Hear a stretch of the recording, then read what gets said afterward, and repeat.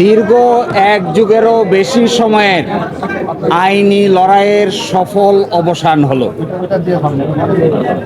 বাংলাদেশ জামায়াতে ইসলামী আজকে বাংলাদেশের সর্বোচ্চ আদালতের রায়ের মাধ্যমে তার নিবন্ধন ফিরে পেল।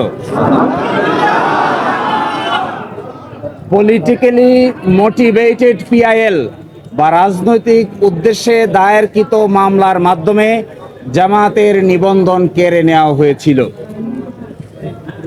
আজকের এই রায়ের মাধ্যমে বহুদলীয় গণতান্ত্রিক এবং অংশগ্রহণমূলক সংসদ প্রাপ্তি নিশ্চিত হলো। আমরা আশা করি এই রায়ের পরে বাংলাদেশে সঠিক নির্বাচনের মাধ্যমে প্রাণবন্ত সংসদ গঠিত হবে। জাতি, ধর্ম, বর্ণ, শ্রেণী নির্বিশেষে সকলেই তাদের ইচ্ছা অনুযায়ী ভোটাধিকার প্রয়োগ করে জামায়াতে ইসলামীর নেতৃবৃন্দকে বেছে নেবেন, এটা আমরা প্রত্যাশা করি। এবং আমরা এটাও প্রত্যাশা করি বাংলাদেশের আগামী সংসদে ইন্টারেস্টিং এবং কনস্ট্রাকটিভ বিতর্ক হবে, যার মাধ্যমে ডেমোক্রেসি একটি স্থায়ী রূপ লাভ করবে। আজকে মাননীয় আপিল বিভাগ হাইকোর্টের যে রায় ছিলেন এই রায়কে বাতিল ঘোষণা করেছেন এবং ইলেকশন কমিশনকে নির্দেশনা দিয়েছেন বাংলাদেশ জামায়াতে ইসলামীর রেজিস্ট্রেশন এবং অন্য যে সকল ইস্যু ইলেকশন কমিশনের সামনে আছে বা আসবে সেগুলো যেন দ্রুতই নিষ্পত্তি করেন। এর এই মাধ্যমে আজকে বাংলাদেশ জামায়াতে ইসলামী তার নিবন্ধন ফিরে পেল এবং প্রতীকের ব্যাপারটিও ইলেকশন কমিশনের সামনে রেফার করা হলো আদার ইস্যু হিসেবে। এই জন্য আমরা মামলার শর্ট অর্ডার চেয়েছি। আমরা আশা করি আগামীকালকের মধ্যেই মামলার সংক্ষিপ্ত আদেশ আমরা হাতে পাবো।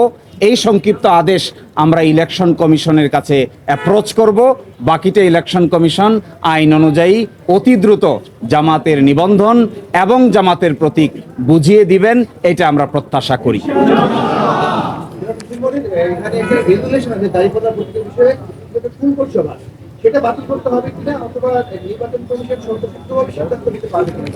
যে আজকে যে ডাইরেকশন দিয়েছেন আপিল বিভাগ, সেই ডাইরেকশনে বলেছেন জামায়াতের রেজিস্ট্রেশন এবং অন্য কোনো ইস্যু যদি ইলেকশন কমিশনের সামনে থাকে তাহলে যেন ইলেকশন কমিশন এটা ডিসপোজ করে।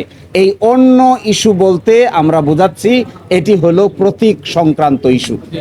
আমরা আশা করি ইলেকশন কমিশন নিবন্ধনের ইস্যু নিষ্পত্তি করবেন, একই সাথে অন্য ইস্যু হিসেবে দাঁড়িপাল্লা প্রতীকের ব্যাপারটিও নিষ্পত্তি করবেন।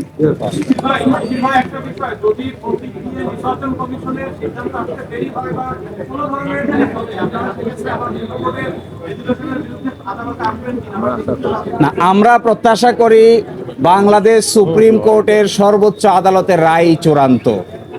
কে কবে কখন প্রশাসনিকভাবে সিদ্ধান্ত নিয়েছেন এগুলো বিচারিক কোনো সিদ্ধান্ত নয়। এই জন্য আমরা প্রত্যাশা করি ইলেকশন কমিশন রায়ের কপি পাওয়ার পরে অবশ্যই দ্রুততম সময়ের মধ্যে এই দুটো বিষয়ের সিদ্ধান্ত নেবেন এবং আমাদের প্রত্যাশা কার্যকর হোক, এটাই আমরা গভীরভাবে বিশ্বাস করি।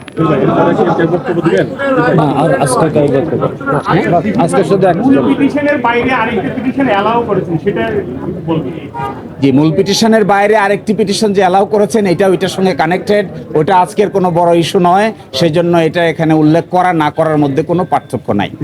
Thank you. না, এটা জামায়াত ইসলামের পক্ষ থেকে বিবৃতি দেওয়া হবে সময় মতো। আপাতত এখানে কেউ অ্যাড্রেস করছেন না। আপনাদের সবাইকে অসংখ্য ধন্যবাদ ধৈর্য ধারণ করে এখানে কষ্ট করে সময় দেওয়ার জন্য। No comment today. আপনাদেরকে ধন্যবাদ।